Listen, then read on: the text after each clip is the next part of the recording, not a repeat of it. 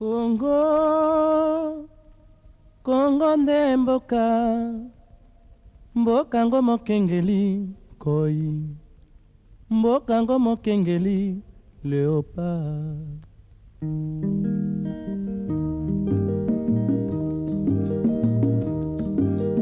Mikolo tosekelaki na mosolo ya mboka Congo ekoki, tofungwani miso lelo, tomoni bozoba nyonso tosali mpo ya kobongisa Congo avenir.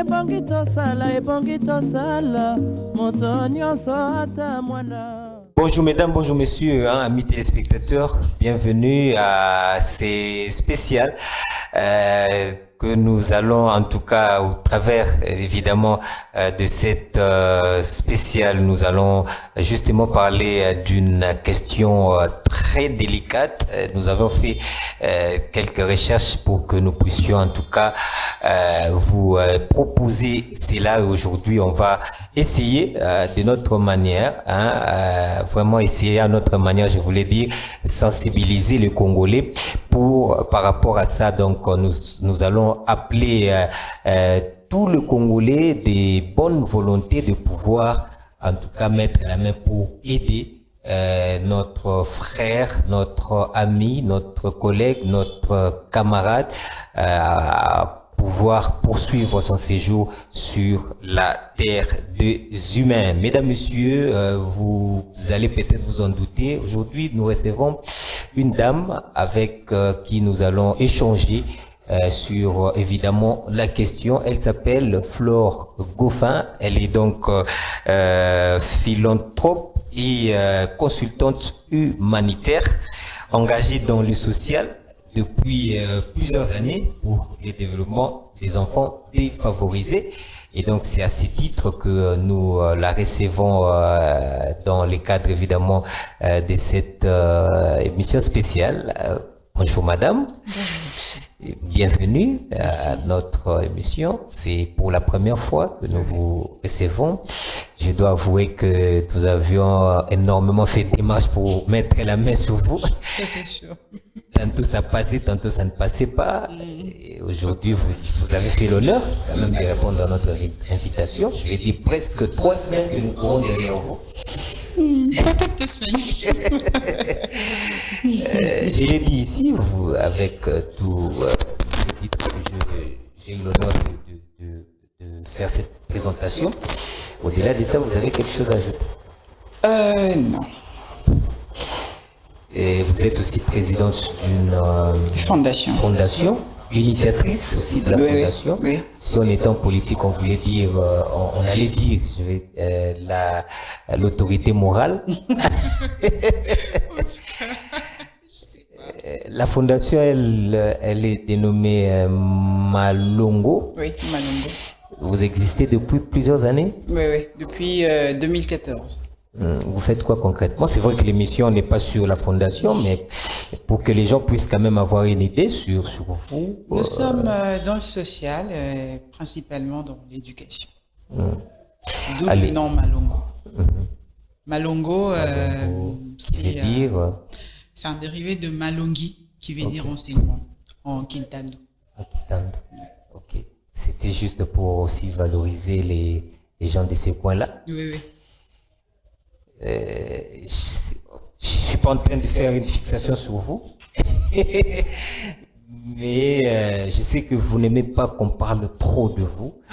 Vous faites déjà beaucoup de choses positives sur le terrain. On a essayé de scruter sur votre dossier, mais dans l'ombre, pourquoi ça vous pensez peut-être postuler demain? En tout cas, pour l'instant, ce n'est pas dans mes ambitions. L'avenir nous en dira plus. Mais je préfère que nous restions, en tout cas, focalisés dans le travail que dans la publicité, si je peux le dire. Vous voyez? Pas dans le folklore, pas dans les tambours. Non. Je veux juste que le travail parle, en fait. Vous n'aimez pas la visibilité, mais pourtant vous faites de grandes réalisations. Oui, nous faisons... Vous accompagnez les enfants, vous encadrez aussi. Oui, oui. En tout cas, nous ne montrons que ce qui est nécessaire, en tout cas. Je ne sais pas, peut-être de mon avis personnel, je ne pense pas que ce soit nécessaire de parler de tout ce qu'on fait, en fait. Vous voyez? On ne parle que de... Sorry. On ne parle que de cas qui sont... en tout cas, de cas qui méritent qu'on en parle, en tout cas, bien sûr. Le travail que nous faisons est assez énorme et pour certains, il faudrait en parler. Mais en tout cas, même dans le coulisses, comme vous le dites, il y a plusieurs personnes qui nous connaissent déjà et qui savent exactement ce qu'on fait. En direct de cette émission, nous voulons en tout cas vous remercier pour le travail des titans. En un laps de temps, vous avez fait énormément beaucoup de choses.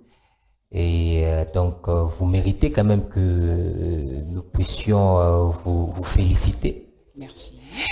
Alors aujourd'hui, on va parler d'autre chose. En fait, on reste sur ce que vous faites, mais on va parler d'un homme qui est en train, en tout cas, de lutter entre la vie et la mort. Un homme que vous avez vu quelque part et que vous avez pris à bras le corps, sa situation, sa santé n'est pas très bonne à voir aujourd'hui, et vous l'avez adopté, vous avez en tout cas, vous êtes né pour l'aider. Je l'ai dit ici, c'est ni votre frère, pas j'ai dit le frère biologique, mais c'est un frère congolais, comme vous, parce que votre passion c'est d'aider les gens, c'est d'encadrer les jeunes. Avant d'entrer dans les vifs de ce que nous allons faire aujourd'hui, j'aimerais d'abord proposer à nos téléspectateurs ces reportages, cet élément de sensibilisation que vous-même vous avez fait autour de la personne. Allez, je laisse les téléspectateurs de découvrir cela. Idriss Denewade, si on peut déjà avoir cet élément de sensibilisation, on se retrouve juste après. Mbote Bandeko, je suis Fleur Goffin, présidente de la Fondation Malongo. La Fondation Malongo est basée en RDC et elle œuvre dans les caritatifs depuis 7 ans. Originaire de Lissala, dans la province de la Mongala, Patrick Mangambele a 34 ans et il est étudiant à l'Université pédagogique nationale UPR. Ndeko Nabiso Azonio kwa mama kasi, vie na ye eza en danger. Aouti de 77 à 43 kilos. Aleki na 5 opérations mais esimbité. Esengeli na ye azala évacué na mboka Inde pour na basoin approprié. Basoin yango ezosenga mbongo ebele, $120,000. Yango tosengi na baye nyonso bakozala touché mpo na ka ya ndeko na biso Patrick tosunga ye akoka kokende kozwa basoin appropriés. Très bien, merci beaucoup pour cet élément. Madame, on vient de voir, c'est pathétique. D'entrée des jeux, comment présentez-vous d'abord cette situation? Assez inquiétante, si on peut le dire ainsi. Assez inquiétante, vraiment. Comment vous avez mis la main sur notre frère? Ça fait déjà comment? Patrick Mangambele. Patrick Mangambele. Comment vous avez mis la main sur lui? Dans les réseaux sociaux. Je l'ai connu dans les réseaux sociaux, comme tout le monde. J'avais vu des photos passer et je me suis intéressée à son cas. Je suis allée un soir le voir et je constatais par moi-même l'état dans lequel il était. Et c'est là que je me suis intéressée à son cas. Et ça s'est passé comment? En fait, donnez-nous un peu quelques éléments autour de cette situation. Bon, déjà, c'est un cas qui n'est pas méconnu par les Congolais. Il est passé plusieurs fois à la télé pour demander de l'aide. Vous voyez? Et il y a des gens qui ont donné ce qu'ils pouvaient. Et il est passé par 5 opérations, comme nous l'avons dit, et toujours pas de suite. Vous voyez, c'est à sa 5e opération que moi, je me suis intéressée à son cas. Jusque-là, parce que nous battons toujours pour qu'il sorte du pays, d'après l'exigence de son médecin. Sinon, il n'y aura pas de suite favorable. Et il serait déplorable de le voir mourir ainsi, puisqu'il n'a pas de moyens. Qu'est-ce qui s'est passé? Son tableau se présente comment? Eh bien, il était normal comme vous et moi. C'était un jour plutôt comme l'autre. Il va se réveiller un matin, il aura un mal de dents et naturellement, comme tout le monde, il va aller dans un hôpital de la place pour en savoir un peu plus. On va lui demander de se faire retirer 2 dents, chose qu'il a fait. Quelque temps après, il va voir apparaître une petite bosse. Il a négligé à l'instant, il s'est dit que ce n'était rien, que ça passerait. Quelques semaines après, la bosse a continué à pousser. Il est retourné à l'hôpital, on lui dira que ce n'est rien d'inquiétant et qu'il fallait juste qu'il observe. On va lui donner quelques pommades à mettre dessus et tout. Mais ça ne fonctionnait toujours pas. Il va passer par la première opération due à une infection. La première opération va entraîner la deuxième, la troisième, la quatrième, et ainsi de suite. Et ce qui va conduire jusqu'à une tumeur assez agressive. Voilà. Et donc, jusque-là, ça demande quoi en termes de chiffres? Ça demande, comme nous l'avons dit dans la vidéo, au-delà de 100 000 $. Parce que déjà, il faut aller en Inde, il faut l'opération à ses prix, le logement, il doit être accompagné d'un médecin et d'un membre de sa famille comme garde-malade, tout ça, ça demande de l'argent, vous voyez. Alors, après tous les retours, en tout cas, de certains détails de l'hôpital de l'Inde, donc le prix est élevé au-delà de 120 000 $. Voyez. Okay. Et sa famille n'a ni le moyen financier ni matériel qu'il faut pour l'aider à son évacuation. Et est-ce que vous avez toqué la porte?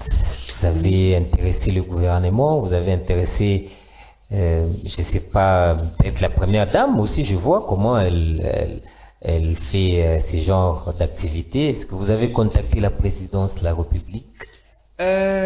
Non. Nous avons contacté le ministre de la Santé qui a promis de faire quelque chose et certaines autorités de la place. Actuellement, nous ne sommes pas encore arrivés chez la première dame.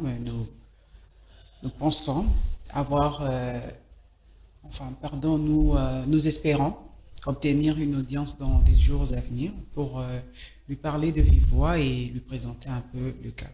Mais déjà avec des vidéos de sensibilisation qui sont en train de passer, nous espérons qu'avec tout le relayement de la vidéo, on pourra attirer l'attention particulière de la première dame ou du président pour l'aider à être évacué. Allez, vous avez dit qu'il habite Pen. Quand vous avez appris qu'il y avait un tel cas à Kinshasa, quel a été le mobile?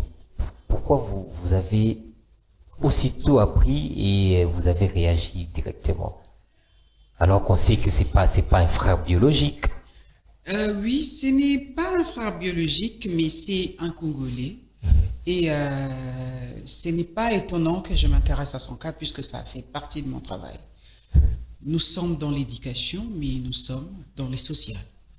Et c'est un cas, humainement, comme vous voyez qu'il souffre. Alors, on ne peut pas rester bras croisés face à une personne qui souffre autant. Et raison pour laquelle je m'étais intéressé à son cas. En tout cas, rien que avec un cœur humain. Voilà.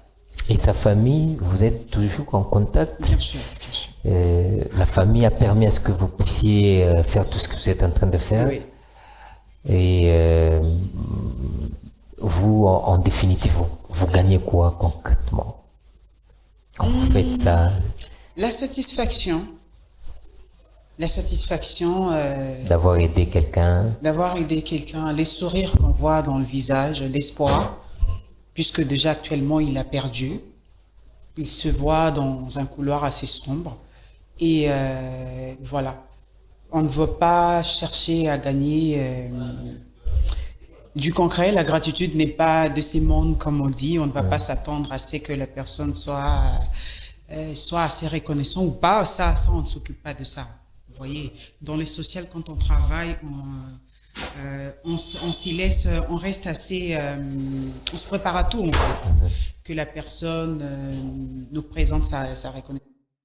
Ça, ce n'est pas notre problème. Le plus important, c'est qu'on ait fait quelque chose. Ça ne serait pas assez normal de rester là, bras croisés, quand on sait qu'on peut, on peut aider. Comme on dit, quand une personne a faim, on ne regarde pas ses appartenances religieuses. On lui offre une assiette pleine de nourriture pour qu'il mange. En tout cas, mais là, quand je vois dans ces images, en tout cas, je comprends que c'est une tumeur. Et est-ce que croyez-vous qu'il va s'en sortir? Je ne crois pas, j'en suis certaine. Okay. J'en suis certaine. Je suis certaine que si, ensemble, nous nous mobilisons pour réunir la somme qu'il faut à temps, il va s'en sortir. Et qu'est-ce qui vous fait croire ça? Qu'est-ce qui vous fait... Vous avez une certaine croyance excessive? On va dire. Ce n'est pas une croyance excessive, mais c'est plutôt... je suis juste convaincue. Je suis juste convaincue. Tout est question d'argent. Vous voyez, tout est question d'argent. Et déjà, je garde espoir, vu que nous avons parlé avec le médecin, qui nous ont rassuré que s'il part à temps à l'étranger, il va guérir. Alors, je reste focus dans ça. Mais l'hôpital, là-bas, à l'étranger, vous avez déjà tout le contact? Tout le contact possible, nous avons. Tout le contact possible. C'est ce qui vous a permis d'ailleurs d'évaluer, même en termes de chiffres, oui, que ça peut... parce qu'ils nous ont fait un retour de tous les examens possibles, qu'est-ce qu'il faut, dans le moindre détail, avec tout le prix possible. Vous rassurez aujourd'hui aux bienfaiteurs, si on peut s'exprimer ainsi, que si il y a l'accompagnement financier et que notre frère Patrick va retrouver son visage et qu'il va continuer sa vie à Kinshasa, je ne sais pas moi ailleurs. Ça, je le rassure en tout cas. Si nous l'aidons, il va revivre. Parce que déjà, actuellement, on les considère des gens dans un couloir assez sombre. Vous voyez. Il va revivre, il aura de l'espoir, c'est un homme intelligent et il a plein d'ambitions et il continuera sa vie comme tout le monde. Allez, très bien, on va reprendre encore cet élément, le temps de souffler un peu pour peut-être que mettre un terme à cette émission spéciale. Allez, si on peut déjà prendre encore une fois de plus cet élément et on se retrouve juste après. Mbote Bandeko, je suis Fleur Goffin, présidente de la Fondation Malongo. La Fondation Malongo est basée en RDC et elle œuvre dans les caritatifs depuis 7 ans. Originaire de Lissala, dans la province de la Mongala, Patrick Mangambele a 34 ans et il est étudiant à l'Université pédagogique nationale, UPN. Ndeko na biso azonyo kwa mama kasi, vie na ye eza en danger. Aouti de 77 à 43 kilos. Aleki na 5 opérations, mais esimbité. Esengeli na ye azala évacué na mboka Inde pour na basoin approprié. Basoin yango ezosenga mbongo ebele, 120 000 $. Yango tosengi na bae nyonso bakozala touché po na ka ya ndeko na biso Patrick tosunga ye akoka kokende kozwa basoin appropriés. Très bien, merci beaucoup pour cet élément. Allez, Madame Flore. Déjà, Patrick, à quel âge? 34 ans. C'est un étudiant ou Il a fini licencié à l'Université pédagogique nationale, UPN. C'est un ancien étudiant, donc. Ouais. Et ça vaut la peine pour que aussi le ministre de l'Issu puisse à Dieu vous donner l'occasion de pouvoir faire un appel à tous ces bienfaiteurs, ministre de l'ESU, ministre de la Jeunesse, le Premier ministre aussi, qui nous regarde certainement, la Fondation Denise Nyakero.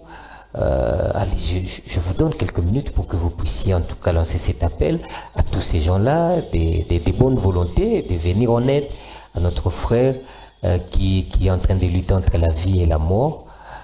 Je vous laisse le micro et dire quelque chose pour tous ces gens-là. Merci. En un mot, pour être assez bref, je dirais on ne peut pas faire assez de commentaires parce que les images parlent d'elles-mêmes. Inutile d'expliquer combien notre frère est en train de souffrir. Et je demande à toutes les personnes de bonne foi de participer à la collecte de fonds. Les numéros sont là et particulièrement au ministre de la Santé, au Premier ministre, au ministre de la Jeunesse, ministre de Genre et Famille, ministre des Affaires sociales, de bien regarder le cas de notre frère avec un cœur humanitaire et de l'aider, vu qu'il n'a personne pour le faire. Ne restons pas indifférents face à son cas et si ensemble, vous les autorités, lui étant congolais et compatriote, vous étant ses dirigeants, si vous pouvez lui tendre la main et lui redonner ces sourires qu'il a déjà perdus, et le Seigneur se souviendra de vous. Madame Flore, vous êtes chrétienne, hein, apparemment, parce que vous parlez trop du Seigneur. Vous parlez aussi lingala? Oui, bien sûr, bien sûr. En lingala pour que le message aussi puisse passer. J'aimerais aussi que vous puissiez lancer un appel en lingala par rapport à tout ce que nous venons de dire. Patrick est là. Oui, bana kindengeni, kuma kindengeni. Si vous pouvez faire un petit résumé pendant quelques minutes seulement, puisque nous sommes arrivés à la fin de cette émission, mais que ce soit en lingala aussi pour que la compréhension soit totale sur toute l'étendue de la République et surtout que nous sommes suivis aussi en dehors de nos frontières, États-Unis, Canada, Europe, Asie, Afrique, intérieur du pays. Qu'est-ce que vous allez dire en lingala? Mbote bandeko, pona kolobana mokuse, ndeko na biso Patrick lokola bato nyonso nga nayebaki na réseaux sociaux nakendaki kotala ye et puis namonaki na miso na nga moko ndenge nini azokosouffrir. Alors tozo senga topesi mbela na bato nyonso oyo baza na bonne volonté, je ne sais pas comment le dire en lingala, motema malamu voilà pona kosunga ndeko na biso azobela makasi ndenge tomoni kana ye eleki mbala ebele na ba télévision, peut-être que eza na bato mosusu ba lembi déjà soki tokoki koloba bongo bato bazokomilobela eleki mingi, est-ce que baza kokosa bazosala peut-être cop pour ceux qui ne se retiennent pas. Eh bien nazoko rassurer bino que ka oyo eza réalité ndeko na biso azonyokwama photo eza réalité te. Comment on a na photo eza plus facile que comment on a na pembeni. Azonyo kwa mamakasi et azana besoin ya lisungi na biso. Ba lisungi oyo azui déjà awa ezalaki lokola soulagement mais et permettre yete kobima libanda. Kobima libanda ezosenga misolo ebele oyo ni ye ni famille na ye ezanango besoin.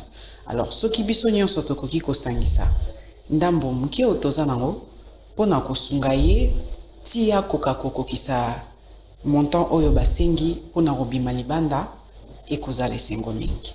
Très bien, c'est bien dit. Hein? Je pensais que vous étiez professeur de lingala. Madame, on est malheureusement arrivé à la fin. Comme on dit toujours, les bonnes choses ne dirent jamais. Et je crois que le message est passé. Et moi de même, je vais demander à tous ces bienfaiteurs, à ceux qui ont eu l'occasion évidemment de nous suivre. Vous êtes en dehors du pays, vous pouvez nous contacter sur les numéros affichés au bas de Télécom. Et que si en tout cas vous pouvez faire quelque chose pour permettre à ce que notre ami Patrick, notre camarade, notre collègue, notre frère, grand frère, petit frère, fils, petit-fils, En tout cas, ça dépend de la position que vous occupez dans ces pays ou ailleurs. Vous qui avez eu l'occasion évidemment de nous suivre, en tout cas, nos portes sont véritablement ouvertes pour aider ses compatriotes à pouvoir prolonger son séjour ici sur la terre des hommes. C'en est fini, mesdames, messieurs. Un très grand merci à cette grande équipe technique qui nous a accompagnés en ce jour. Au revoir et à la prochaine.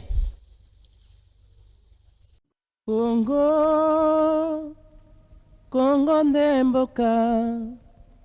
mboka ngo mokengeli koi, mboka ngo mokengeli léopard.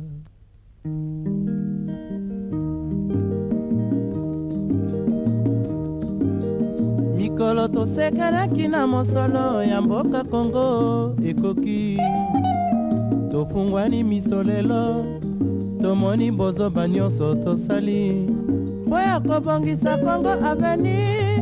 Ebongi tosala, moto nyonso ata mwana.